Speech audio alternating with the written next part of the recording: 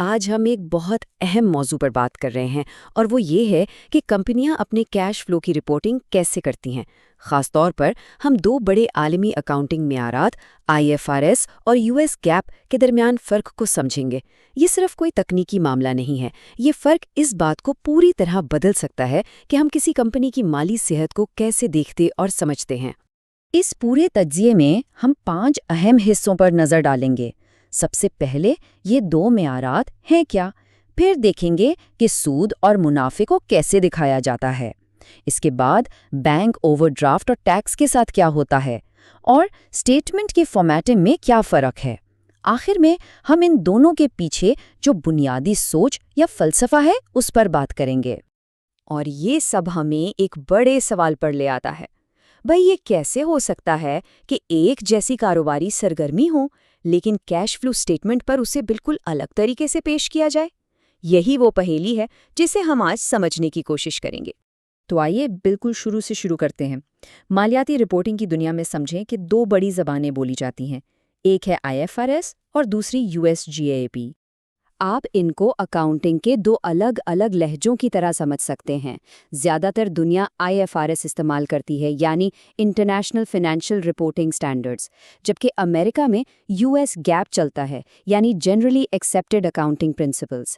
یہی وہ نظام ہے جو بتاتے ہیں کہ کمپنیاں اپنی مالی کہانی کیسے سنائیں گی، اور کیش فلو سٹیٹمنٹ اس کہانی کا ایک بہت ہی اہم باب ہے۔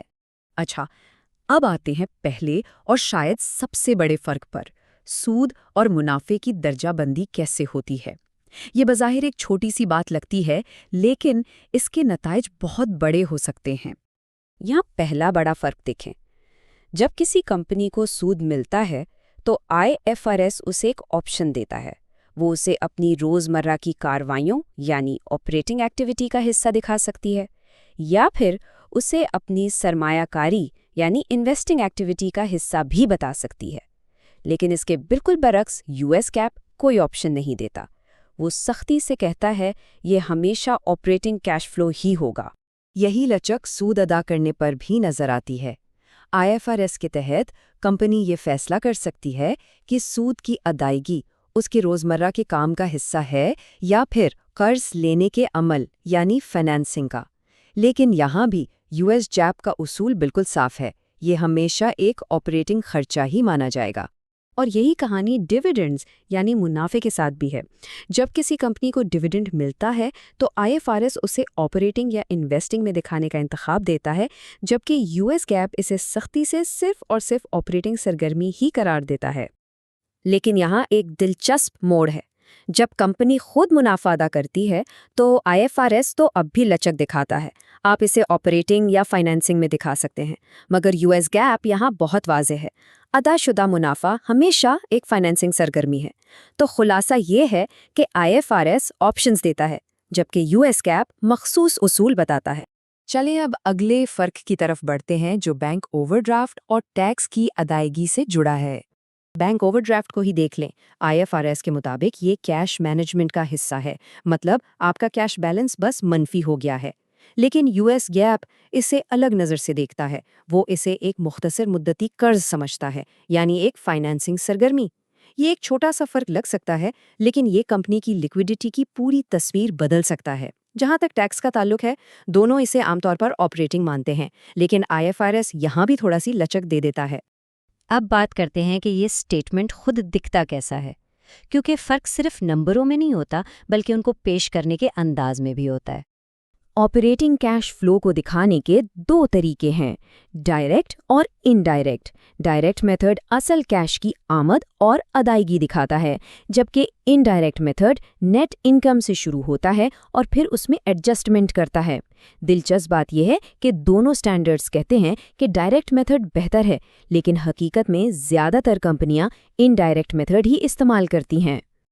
لیکن یہاں US GAAP کا ایک بہت ہی اہم اصول ہے، آپ کوئی بھی طریقہ استعمال کریں، آپ کو ایک ریکنسیلیشن یعنی مطابقت کی تفصیلات بھی دینی ہوں گی۔ یہ دراصل ایک نقشے کی طرح ہے جو دکھاتا ہے کہ آپ کے منافع کا نمبر یعنی نیٹ انکم اصل کیش فلو میں کیسے تبدیل ہوا۔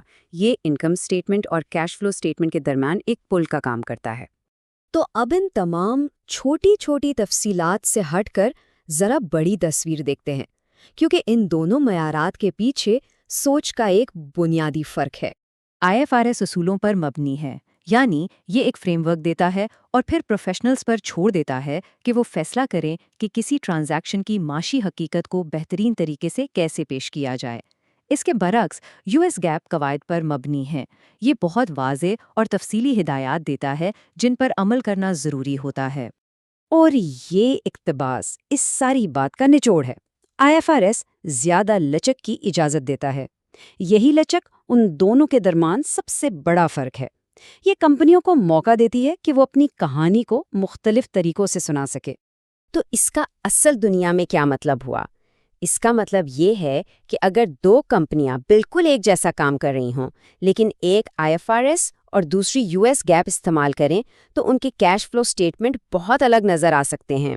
اور یہ اکاؤنٹنگ کے چھوٹے چھوٹے فیصلے تجزیہ کاروں اور سرمایہ کاروں کے ذہن میں کمپنی کی کارکردگی کی تصویر کو بہت زیادہ بدل سکتے ہیں۔ تو آخر میں یہ بحث ہمیں ایک سوال پر چھوڑ جاتی ہے، سرمایہ کاروں کے لیے کیا بہتر ہے؟ وہ لچک جو ایک کمپنی کو اپنے منفرد کہانی سنانے کی اجازت دے، یا پھر وہ سخت اصول جو تمام کمپنیوں کا آپس میں موازنہ آسان بنا دے؟ اس کا کوئی سیدھا سادہ جواب نہیں ہے، اور یہی وہ بحث ہے جو اکاؤنٹنگ کی دنیا میں آج بھی جاری ہے۔